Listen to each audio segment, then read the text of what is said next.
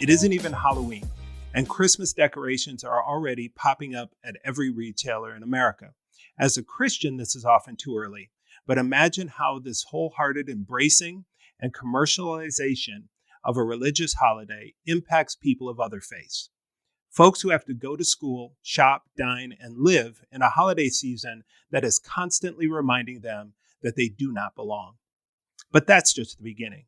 Historians and theologians alike cite Christian missionaries who worked to spread the new and what was seen at the time as a traditionless faith across Europe. These missionaries were fascinated by the pagan traditions and beliefs, which they adapted to create many of the warm and cozy traditions we now associate with Christmas, and thus making it a more fun and palatable religion to those they were trying to convert. Beyond being rooted in pagan winter solstice celebrations, many struggle with Christmas as a Euro-centered, forced celebration grounded in capitalism and the prosperity gospel.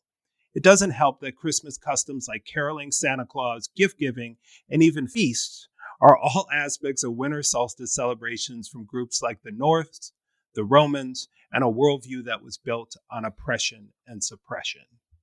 We're joined today by Dr. Zachary Ritter. Zach received his PhD in higher education from the University of California, Los Angeles, focusing on Asian international studies, cross-racial interactions.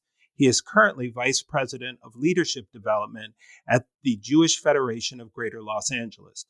Additionally, he was Associate Dean of Students at California State University, Dominguez Hills, and teaches at various campuses a course called The Revolution Might Be Televised: Social Justice History Through Music and Movies. He is a diversity and inclusion educator for Staten Consulting Group and recently co-edited a book entitled Whiteness, Power, and Resistance to Change in Higher Education.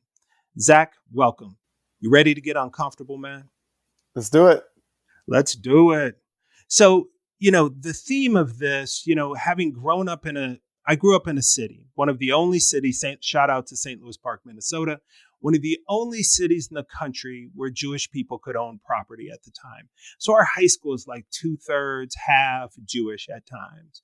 And so I always struggled in understanding how Jewish folks dealt with, and people of other faiths dealt with, Christmas. And we're dealing with this huge idea that there's a war on Christmas too, right? So talk a little bit about your childhood as a Jewish kid, right?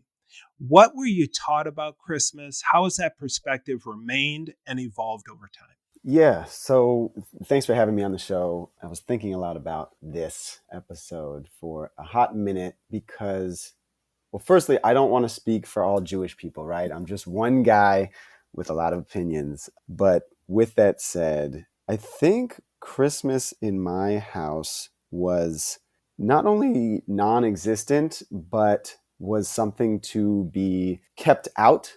And it was seen as a threat and a danger to our Jewish identity.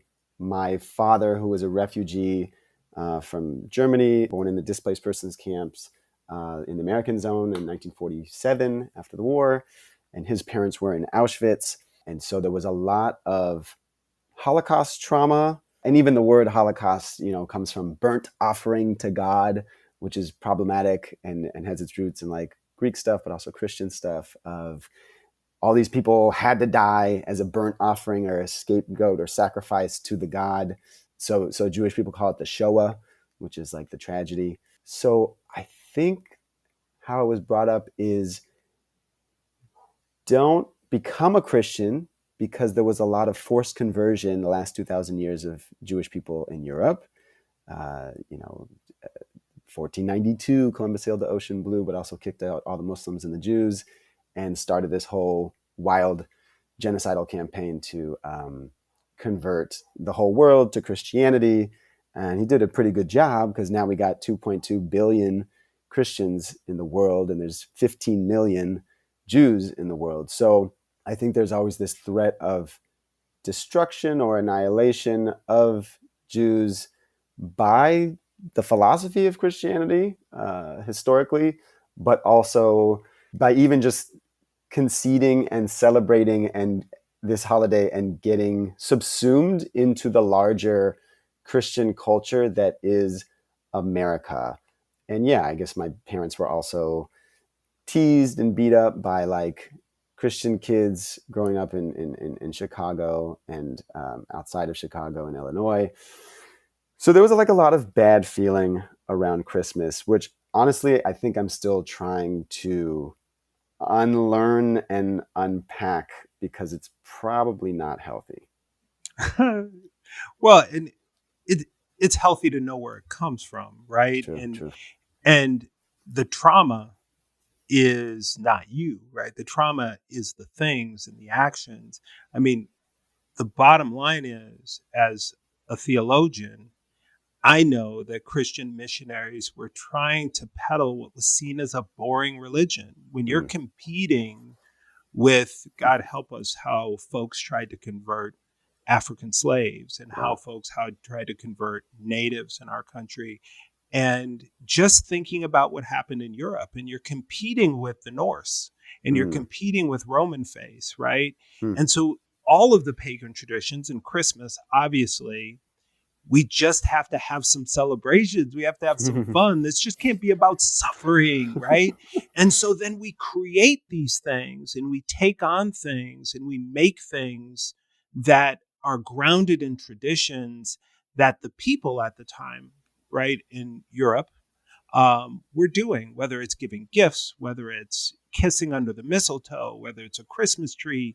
We take all of these pieces and we wrap them up, and then we call it the Mass of Christ, because maybe the Mass of Christ without all the other stuff would be boring, maybe. And so we create these other things. And I would say that if I was, and even as a Christian, right, as a father and grandfather, I worry that the drug that is all the stuff around Christmas distracts from the human that Christ was. I mean, we should be celebrating not only the God he is, but the human he was. And the human he was would never be down with what Christmas is. And so I would say, don't tell this to family, but I would say they're right. I mean, that old sexy, shiny ball that is Christmas can really draw people in to forget about, and almost intentionally forget about, the nature of who that Jewish Nazarite, long-haired, burly carpenter was for 30 years on this planet and 3 years of a ministry. So I would say yes and amen to your parents. I think some of the pieces that it seems like, and you tell me this if I'm wrong, it seems like as you're describing it, is there kind of a feeling around there, especially as an educator, as a scholar, as a social justice advocate? How do those layers play out with you? I think there is, for any ethnic, racial group or different type of faith group that comes to America, there is a fear of assimilation. And there is a fear that your culture is going to die out and you are going to become a Christian American. And I've been watching a lot of Mohammed Amr, the Palestinian American comedian who has a great show on Netflix called Mo, which hits on this theme of how do you balance your Muslim Palestinian identity, but also be in a multiracial, multicultural America. And the same thing with Rami, which is also a brilliant show, which is tackling similar themes of how do we not lose ourselves. And even Atlanta, right? Childish Gambino, Donald Glover, he's like looking at how do we not become a white American, white Christian American. And so there's this fear of assimilation. Okay. Also, I think there is a fear. The Catholics in Europe tried to kill my family and were successful at killing a lot of my family. And so I like growing up, I didn't know what a cousin was because I didn't have them really. And linking Christianity and Christmas with death of my family was cemented from a young age. And so there was obviously some animosity that I had towards this religion, and also some fear of practicing it or dating someone who was involved with it, or driving down the street and seeing all these Christian symbols, because we live in a very Christian society. And going beyond some of these symbols, for example, I remember growing up and like everybody wanted to have like a Christmas tree, but like you said in the beginning, that's actually from Yuletide, right? That goes way back to like after Yuletide, it was Saturnalius, because you pray to Saturn, and you bring something alive during the dead of winter into your house, which is an evergreen, because during Yule, everything's dead, but you want to like hang on to life during the winters in Europe. And so Yuletide then becomes Saturnalius, and then Constantine changes up the game in like 321, and then everybody becomes Christian in the Roman Empire, and then so on and so forth. So I think I saw the Christmas tree and I was like, oh no, I don't think they know what's underneath that. Just like to your point, this, Palestinian Jewish dark-skinned guy who turned supposedly water into wine, they turned him into like from a socialist hippie into like a mean corporatist. So I just was like, man, is this Christianity about, Yeshua Christ, or whoever this guy was, who was, a Jewish guy trying to shake up the Roman Empire and trying to share and teach people that, care for sex workers, care for people with leprosy, care for all these people that are really down on their luck? Or did he become a tool for imperial takeover of like India and like lots of parts of Africa and lots of parts of Latin America for the gain of a small select few Europeans? You are, that's why you're my brother. Because like, that is, I studied to be a pastor and have a theology degree, not just from a Lutheran school, like Missouri Synod Lutheran. I mean, it's conservative black, I was literal black sheep because I was, but I always knew not only who Christ was as a man, but who Luther was. Right? I mean, Luther's a bad boy. I mean, when you start translating scripture into the people's language and they try to kill you for it because you want the people to say, to read what God is saying to them, it totally flips the game, right? And Luther's the first to come up with these ideas like justification by grace through faith. Like, I can't believe in Christ, but come to him, but through the Holy Spirit. Like, it isn't about me. It's never about me, right? And what Christmas does is make it be all about you. What you get, what you open, how you feel, what you drink, what you feast, how your house looks. It's almost like this entitlement. So as the Christian in the space, I would say you are 100% accurate. I mean, when folks went to convert the slaves and they went to convert the natives, they couldn't convert the adults. And when they tried, religions like voodoo, who are a mix of Christianity and ancient African religions, joined, right? And so people then started creating boarding schools and Bible schools to indoctrinate children. And what better way than a fat man with a beard and gifts and cookies and candy to get kids to think, and hey, come to me, come to me. And so if I'm your parents, I'm saying the same thing. Because I try to keep my grandkids and my own kids. Yes, we want to celebrate the season, but we also want to celebrate the man and the person. And as you said, the table tipping, foot washing socialist that carpenter from Nazareth was, and what he would want us to be, right? Would he want us to be the prosperity gospel if we just pray and do everything right? Hey, we're going to get stuff. And it's about who we exclude and who we indict, whether you're queer, whether you're a woman making your own choices for your own body. There has been more murders and harm in the name of that man that is completely contrary to the human being he was and the message he is. So Christmas is a big, shiny object. And if I had some Jewish babies, I would tell them, look the other way. This thing is a joke. Do not go over there. And that stuff that they're celebrating has nothing to do with that guy.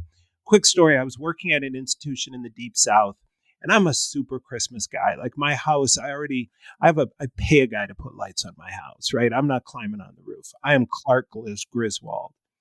And so I'm working in the Deep South, and all of a sudden after Thanksgiving, the campus becomes a Christmas card. Like the president's mansion is decorated with evergreens and bows, and in front of the administration building, there's a huge Christmas tree, and there's glad tidings everywhere. We are at a public institution in the Deep South. My first reaction was, oh man, this is pretty. This is great. And then I started thinking about my students who, I just work there. This is their home. My students who don't celebrate Christmas. My students who now we say on campuses, right, Zach, you got belonging, belonging, belonging. But then we are telling all of our Jewish students, Muslim students, a lot of our students who are Mormons, our students who are Jehovah's Witnesses, our students who are any other faith, that no, you don't belong here. And not only do you not belong here, we're going to use your money to buy other things to put up to tell you don't freaking belong here. Completely crazy. So I go back to my space and my team says, we're going to put up stuff for the holidays. I said, no. Well, can't we put stuff up to represent everybody? No. This is their home, right?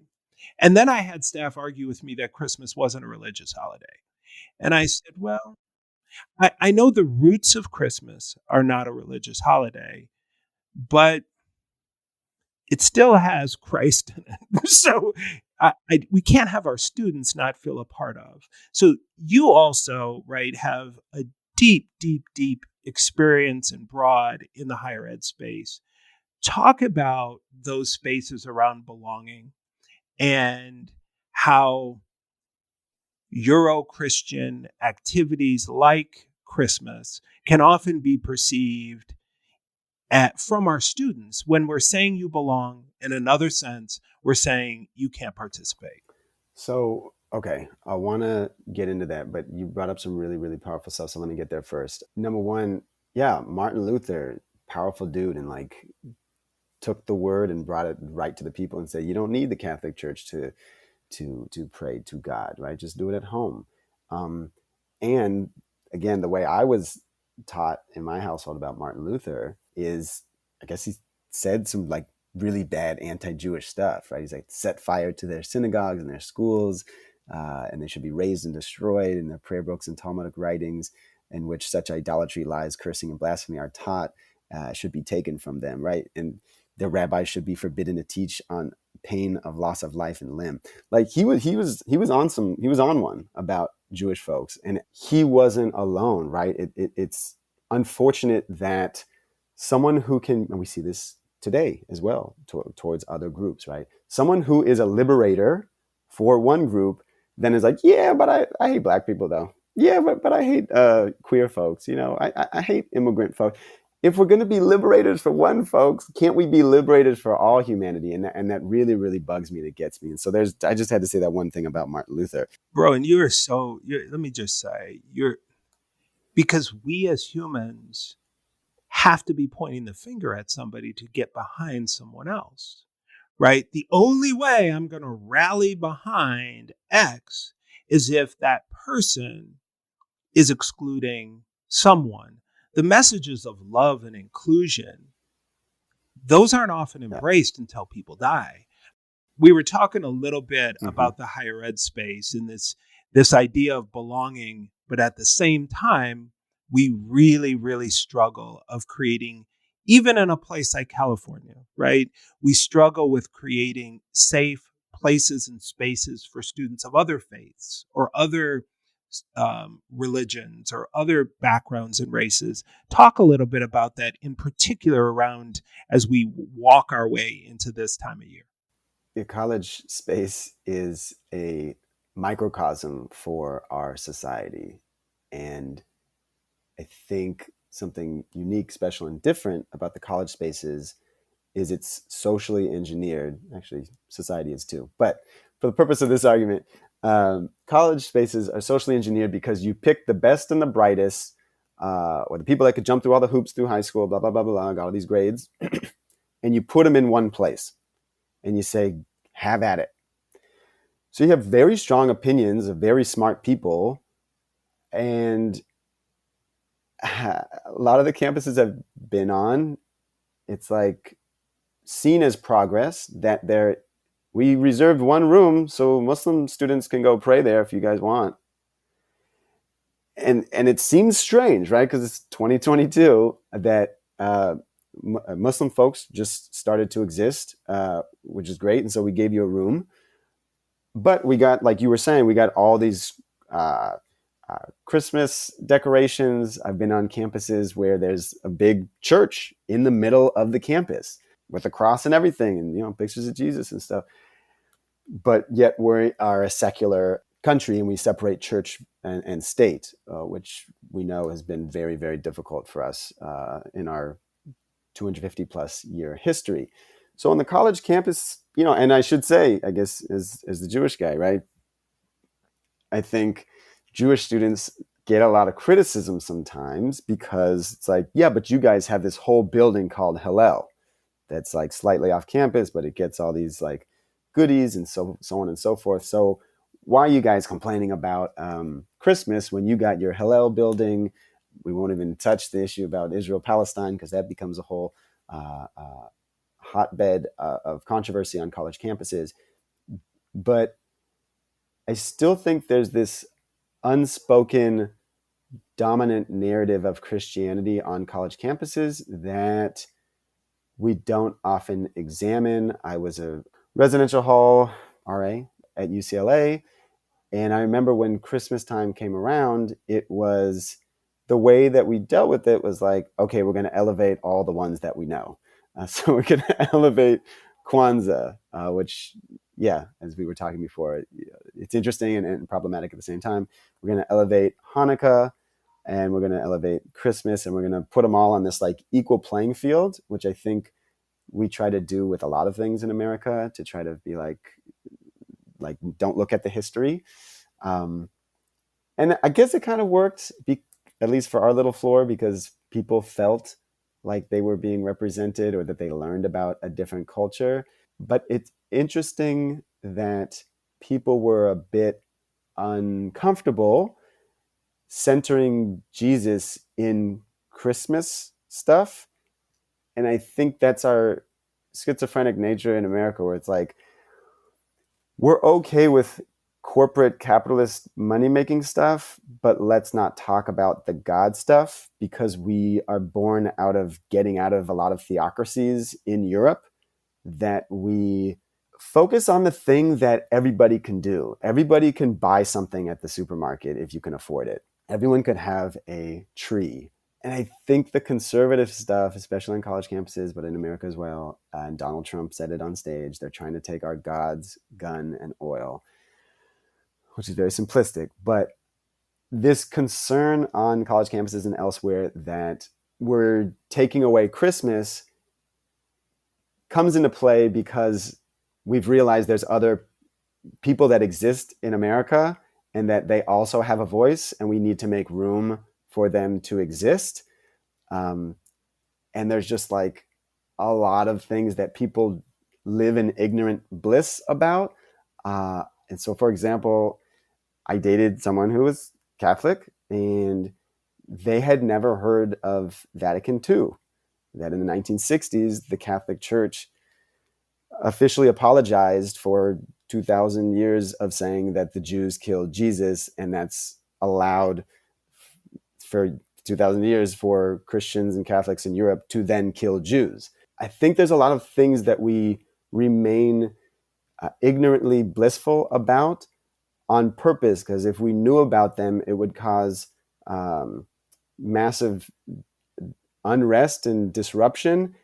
But on the other side of that, we might have a healthier, happier country. And I think that's the growing pains that we're going through right now. And it reminds me of James Baldwin's quote, to be a Black person in America is to be in a constant state of rage, because there's so much that comes with that identity. And also his quote about, I understand why people cling so much to their hate, because once hate goes away, they have to deal with pain. And I think a lot of people don't want to deal with pain. And so they're like, keep that Christmas tree there. You better say Merry Christmas to me. And I don't really want to hear about your other types of cultures and religions, people. Well, and let's just say Charlemagne wasn't doing that because he was so zealous in the spirit.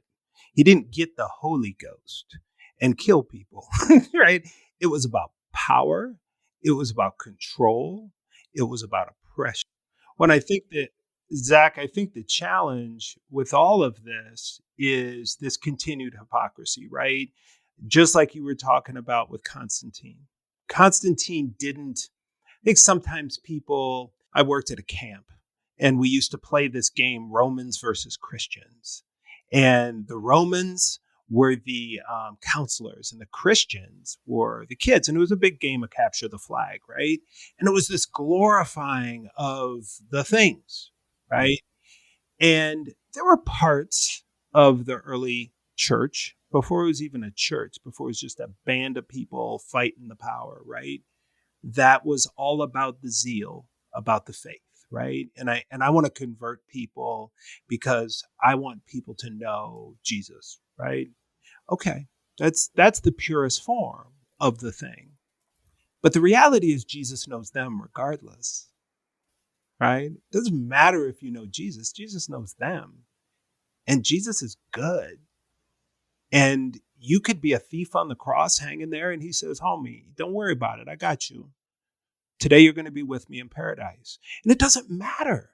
And so the whole Constantine idea and thinking that Constantine was trying to convert and trying to do all this stuff, that wasn't done for any reason but power, money, control, and oppression. The same things that we do today, right? We have a whole group of people who we stole their land in the name of Christ. We have a whole group of people who we stole them and treated them like chattel because we said, this says curse be Canaan. And Canaan's going to be owned by Canaan's people. Now, just for everybody out there, first off, Noah can't curse anybody. He ain't God. First and foremost, it's just Noah. First and foremost. Second, okay, everyone he was talking to was Black. Every one of his sons' names, origin is Black. Blackened, all of these different things. So that is not a root for slavery, nor is any of it a thing, because Noah didn't even know he was going to get drunk, because it's the first case of drunkenness in Scripture. Zach, yes? Okay, I'm just talking to a Jew and a Christian, right? And so he drank some old stuff, and it was fermented, and he got drunk, and he didn't even know it. And his sons laughed at him, is basically what happened. And he was pissed. Said, how dare you laugh at me? And he basically said, I curse you, you Samama, which is what parents would do if you're laughing at your dad. Wasn't a thing.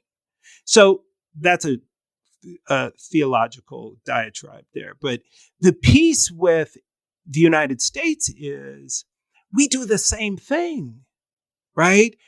We say we're a Christian. We say that we're pro-life. But you know what? I'm pro dictating your life. I'm not pro you dictating mine. I'm not only going to get in your womb, I'm going to get in your bed, in your bedroom, in your faith life. And doggone it, you better not tell me I can't have an AR-15 and a snake on the back of my car that says don't tread on my rights, but I'm going to tread on every single piece of yours. The one thing I know is I know that carpenter who died for the people at the age of 33, who died for all people, he wouldn't be down with any of that. So it continues, Zach. So what do? We're approaching this time of year. You're a justice guy. You're also a faith guy.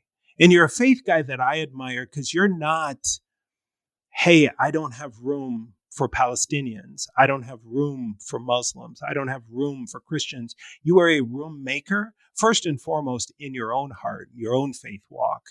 How do we all do that? Talk about that a little bit. There's a book that is not in the canon in Jewish scripture.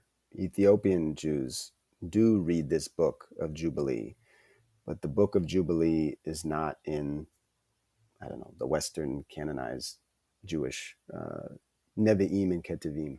And the book of Jubilee comes from Yubel, which means to blow the shofar. And every 7 years is a Shemitah year. And a Shemitah year means you let the land lie fallow, you don't plant, and you free your enslaved peoples. Jews used to enslave Jews, and then they'd let them go every 7 years. So it was different, a little bit different than you and your family are enslaved for the next 500 years until we have a civil war and we stop this. And then maybe it continues in different forms.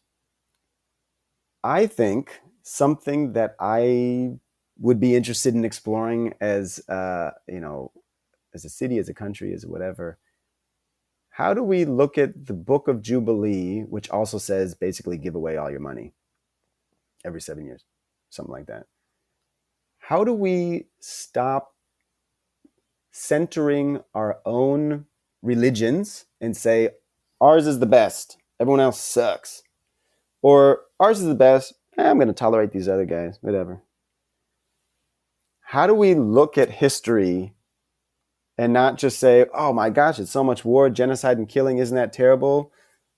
Eat up, happy Thanksgiving, happy Christmas, Merry Christmas.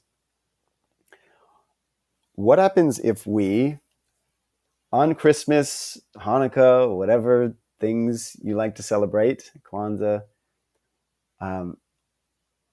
that we are trying to repair and uplift other groups that have been stepped on? When I was little, my family used to take me a lot to Arizona, and they used to take me to Native American reservations, Navajo, Dene, Zuni, Hopi. And I was a young, impressionable kid. I didn't know better. And so I thought I was Native American. And so I asked my parents, in all honesty, what tribe are we from? And they were confused. And they were like, oh, okay, yeah. So we're not from those tribes, but we're from like one of the 12 lost tribes. And they kind of made it a little bit of a joke.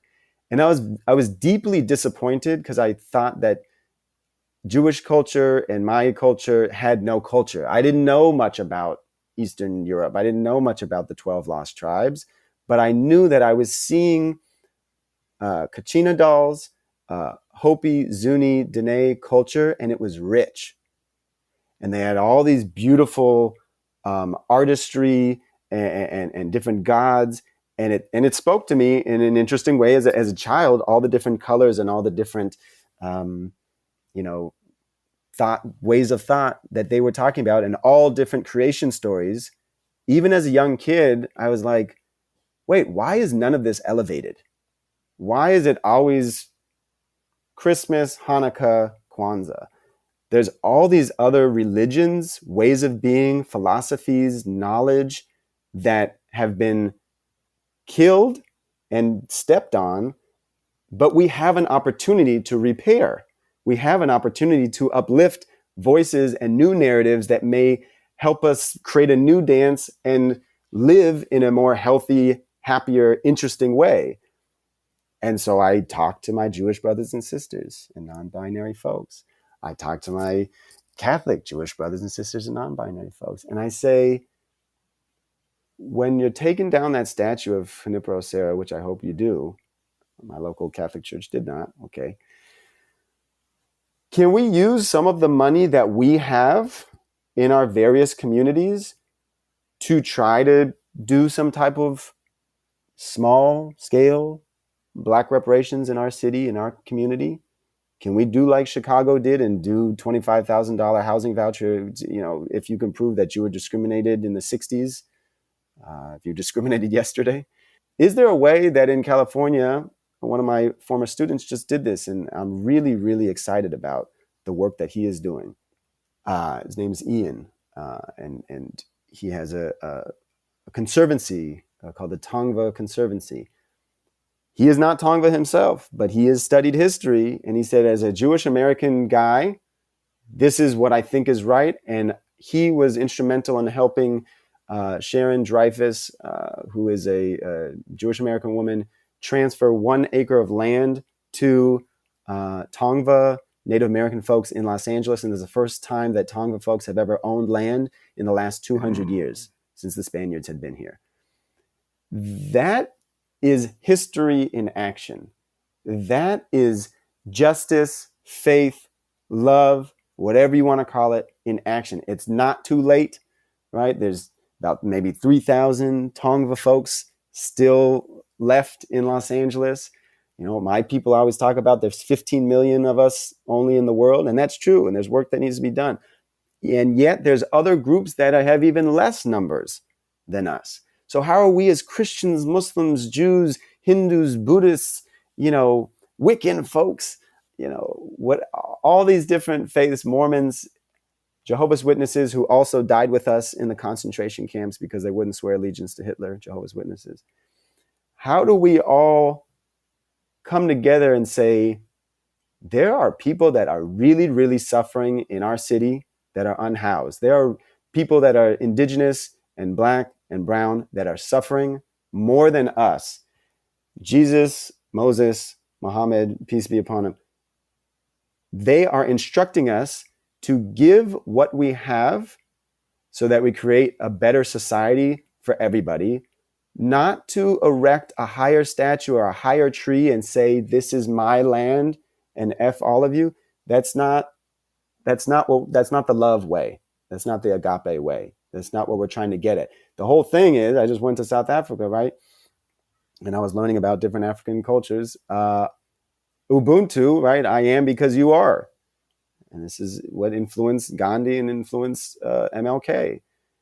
We are all tied in this intrinsic fabric on this spinning rock through the universe. And we've only got one planet. And we got to get our SHIT together, because you could build the biggest Christmas tree, but if you don't have a planet to do it on, then we're all really screwed. So my answer to folks are like, well, what do I do? I don't want to feel uncomfortable about being a Christian or being a Jew or da-da-da-da.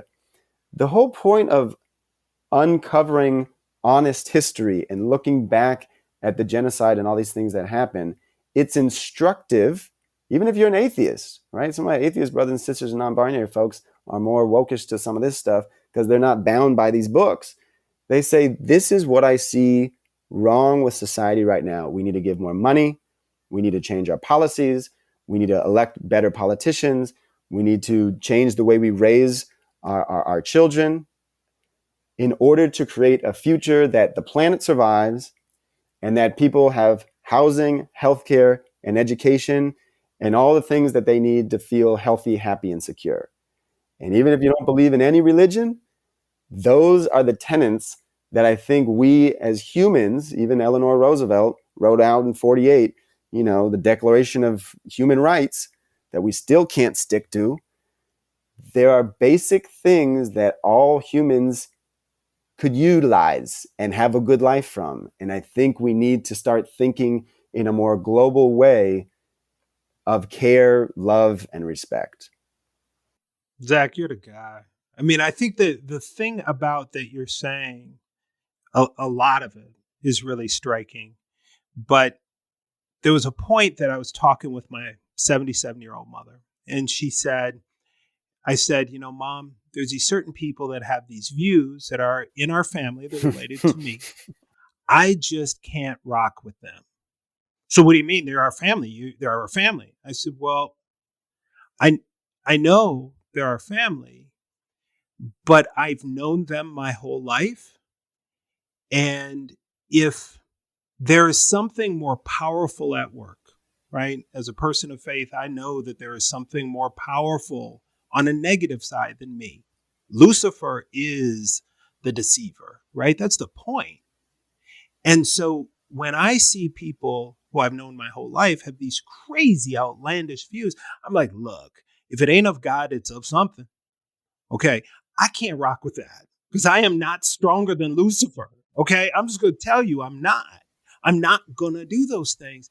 And so those are the kind of things, as you're talking, Zach, I think people want to know, okay, what do I do? What do I do? But it starts with you. But that's too much. Well, I just need to write a check. No, it starts with you. If this wasn't a thing, the devil wouldn't be working so hard.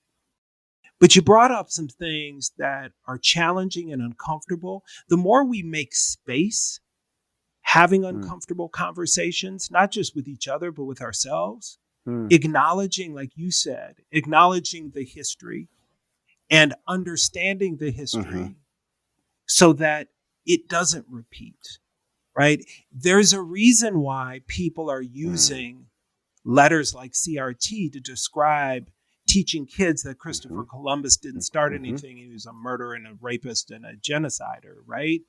Is because if you start teaching kids, just like Christmas, right? You start teaching people the right stuff, then God wins. Allah wins. Jehovah wins. That's what this time of year is all about. Zach, thank you so much, brother. You know I love you, right? I love you too. I love you too. I appreciate you taking the time, being here with us today. It wasn't uncomfortable. You don't get uncomfortable. So this wasn't an uncomfortable space for you.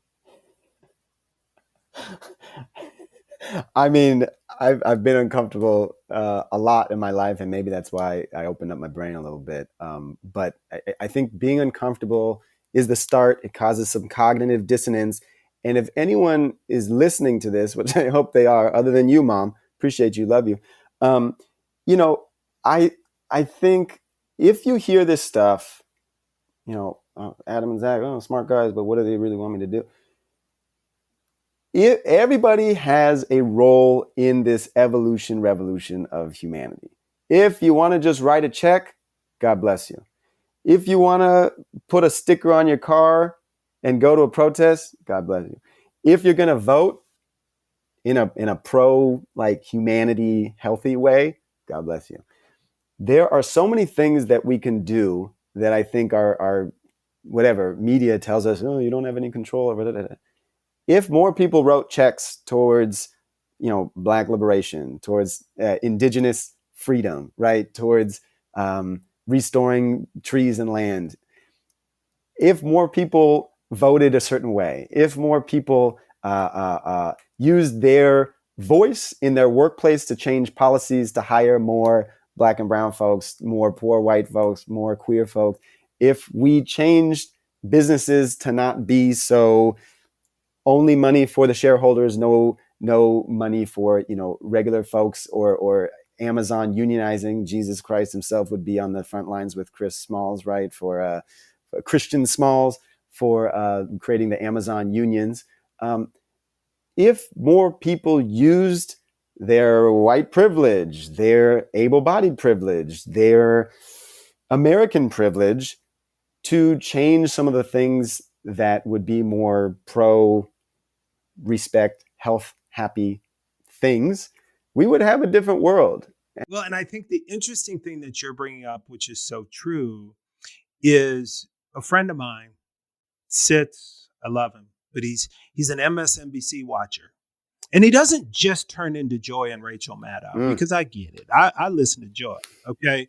I'm going to listen to Joy now. Joy going to get a heat. And Rachel Maddow's going to take you to school like a professor. So I'm going to do that. But he listens to all of it every hour. And he says it's the news. And I'm like, bro, it's not healthy. And I said to him, he said, but the world is jacked up. I said, the United States is not the freaking world. We are a 2-year-old compared to the world. We are not the world. That's the hope. We are a 250-year-old experiment that's a baby that's built on a lot of untruths. That if all we do is brace ourselves to walk, we don't want to be, Baldwin right? We talked a lot about Baldwin where he says, God gave Noah the rainbow sign, no more water, the fire next time. We don't want the fire, right? Every other country on this in the world has had to walk through fire. Some of them have not survived. That is, it's the naivete and the nationalist mindset of many of us in the United States, where we think we are the world and we are exempt from the fire. In Hebrew, we say Sadiq, which means being a righteous person, which in Arabic is like Raphael Sadiq, right? Righteousness. Then Jesus is going to come back and it's all going to be good. And there's going to be a day of judgment and the bad ones go over here and the good ones get ascended. And that's it. In Judaism, it's interesting because the end goal is we're still waiting. We're still waiting for the Mashiach or the Messiah. And, we don't believe that Jesus was the one. And I personally don't like the notion of waiting for one guy or gal. I think it's more interesting, and the Kabbalists kind of do a spin on this in Kabbalah, where they say, we're not waiting for one person to come and save us. We are waiting. The Messiah is an era of good feeling. It is an era where people are treating each other in a humane, just, and righteous way. This is what we are trying to get to, I think, as progressives, as humanists, as people of goodwill. We are trying to get to a place where everybody has, the health, happiness, and the pursuit of whatever they want to pursue. And that could be the messianic age. And I still think we're waiting to get there. And there's a bunch of different ways that we can usher in that era where we're all treating each other in a beautiful and godly way. And like we were saying earlier, everybody has a role in that evolution revolution of creating this messianic age where no matter what faith or non-faith you're from, that you have a place on this earth where you can feel loved, welcomed, and respected. And I think if we're talking about Jesus, that's what he was trying to get to. He wasn't trying to say, in 1,000 years, y'all are still going to be talking about me and y'all got to kill all of each other and make each other believe in me so that I'm going to eventually come back. That's not what he was trying to say, right? Nothing was really written about Jesus until 200 years after his death. And so the idea of Jesus is interpreted in many different ways. But I wish if people want to be down with Jesus, they want to really embrace stuff that Jesus is saying, let's go with the one that is about love, respect, and bringing in a messianic age that we don't need some extraterrestrial force to come down and make us be good. We can love on each other and create a society that works for everybody without some, mystical, mythical character coming back and making us and forcing us into submission. We can do it on our own. Zach, you're the man. Again, I love you, right? Love you too. Thank you for being comfortable with being uncomfortable. Happy holidays, bro. Thank you.